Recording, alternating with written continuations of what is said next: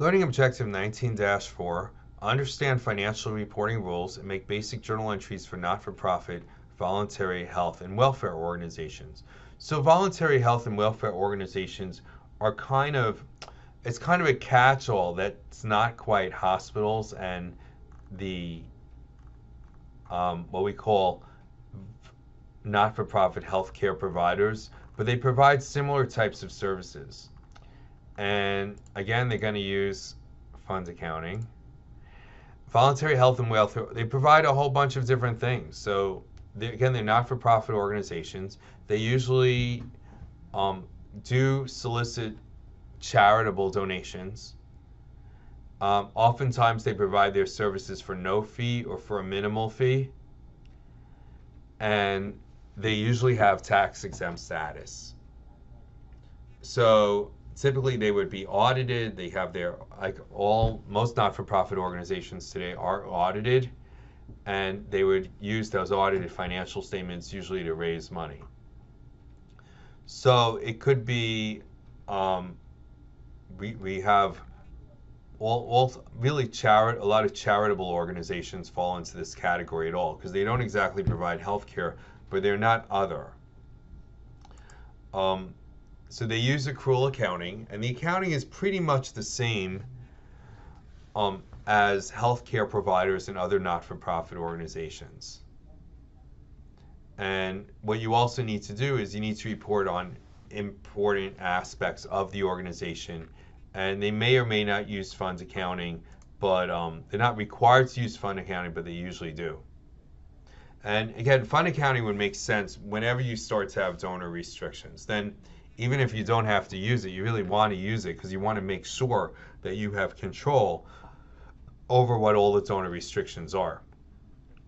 So your financial statement is going to be financial position, activities, cash flows, and here's a new one, statement of functional expenses. Now the reality is, my experience is that hospitals, colleges, and universities, almost all not-for-profit organizations today, also do a statement of functional expenses. For some reason, the book says it's just VHWOs. Maybe it's only required for them, but almost all not-for-profit organizations issue a statement of functional expenses nowadays. And the financial statements are designed for people who are thinking about donating money to the organization or perhaps loaning money to the organization.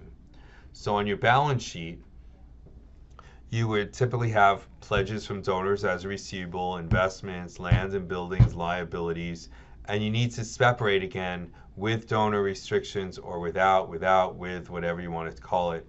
And let's take a look at an example from the book.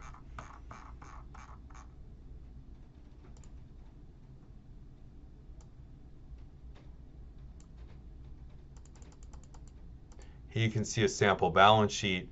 And again, notice the net assets is broken into without and with donor restrictions. Cash restricted for long-term use, that would be a restriction. What they're doing here is they're combining them into one balance sheet. But sometimes you have three columns. You have without, with, and total. And that would provide more information. Otherwise, you need to disclose it anyway. Again, as I've said before, you need to disclose what assets and liabilities have donor restrictions and what the restrictions are. So you can do it on the face of your balance sheet or you could do it elsewhere. Statement of activities is similar to everything else. Public support is donations. Revenues are fees that you receive, that you charge for different services that you may provide. And you could also have gains and losses. Donated materials and services recorded fair value. Again, services follows the same criteria as everything else.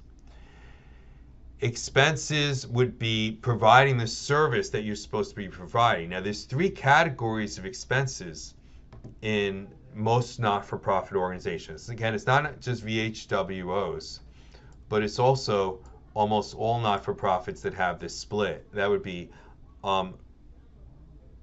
services. Well, they wrote here public here. Services to the public is usually referred to as charitable services.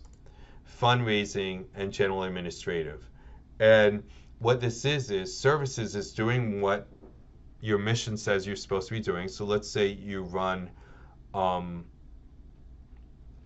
I was involved in a private elementary school, and that would actually be voluntary health welfare organization. Actually, I think it's other not-for-profit. But anyway, the split would be the same. So money that we spend on instruction would be services to the public. That would be paying the teachers, rent for the school building, maintenance for the school building, all that kind of stuff. But that would be the cost of delivering the service that we're supposed to deliver. Fundraising, we would have a dinner once a year, fundraising dinner, and that's where the cost of the dinner would go. If we had to advertise the dinner, we did mailings, things like that to raise money. That goes into fundraising.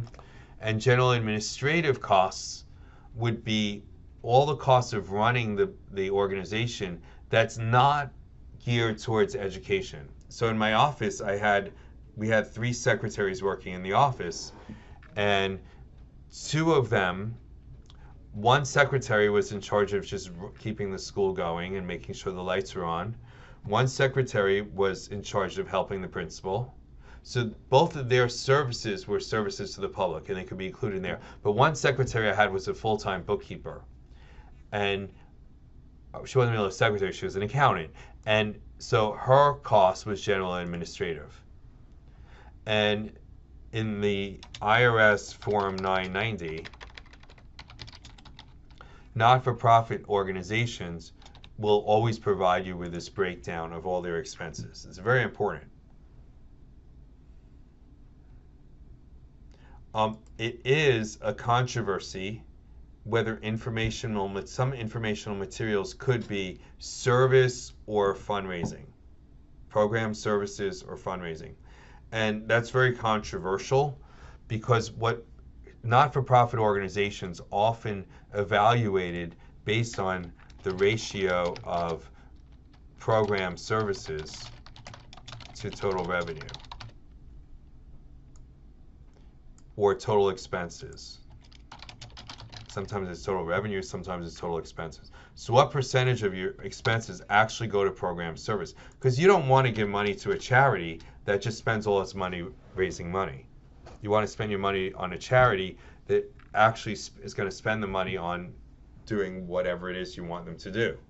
So if it's let's say it just feeds the homeless, a soup kitchen, you want to give your money to a charity that spends 90% of the money on food, right? Not 90% of the money on soliciting donations. So this ratio is very important. And what not-for-profits will sometimes do, it's a big audit issue, is they'll want as many expenses to be listed as program services right here, rather than fundraising.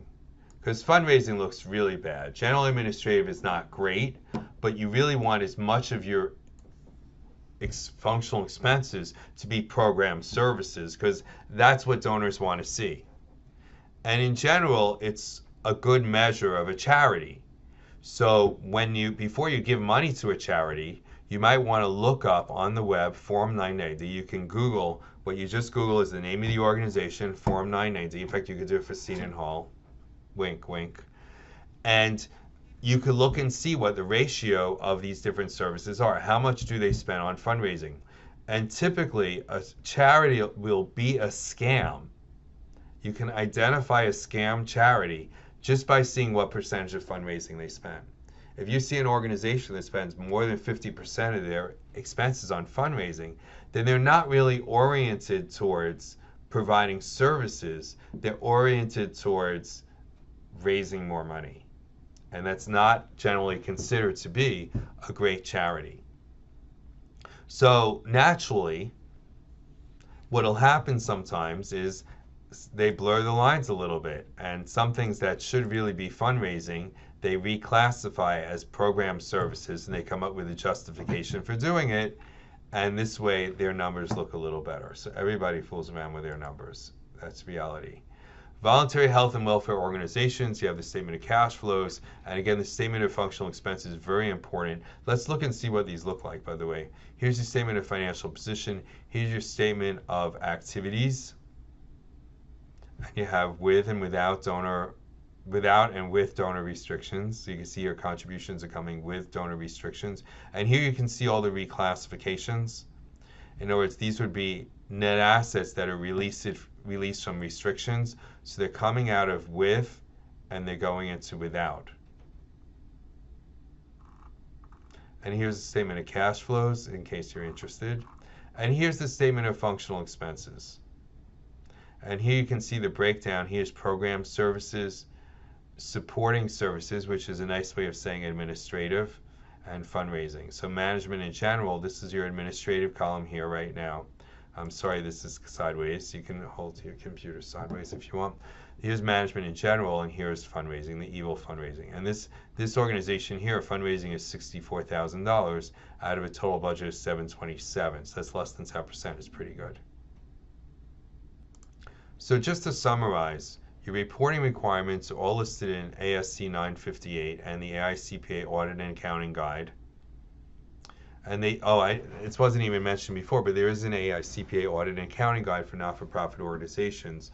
They regularly update it, and it's an excellent guide. So if ever you're on an audit for a not-for-profit organization, when they do a training session, it will usually be based on this guide, or they might actually give you the guide. If you don't have a training session, what you can do is you can order a copy from the AICPA. And they have a lot of other guides on a lot of different topics that's very, very helpful, because you don't learn everything in school. This probably surprises you. The accrual basis of accounting is used like we always use in almost everything. I know it's like accrual basis. Why wouldn't you use it? Well, you don't use accrual based accounting in government funds, right? You use the modified accrual basis of accounting. There's some other areas, tax. There's areas of tax where you use the cash basis. Primary activities are reporting the assets without donor restrictions class. And then donor restricted resources are reported as net assets with donor restrictions. And then they're moved into without donor restrictions once the restrictions have been lifted. And assets that are contributed with permanent restrictions also go into net assets with donor restrictions, and they're going to stay there. The income might not.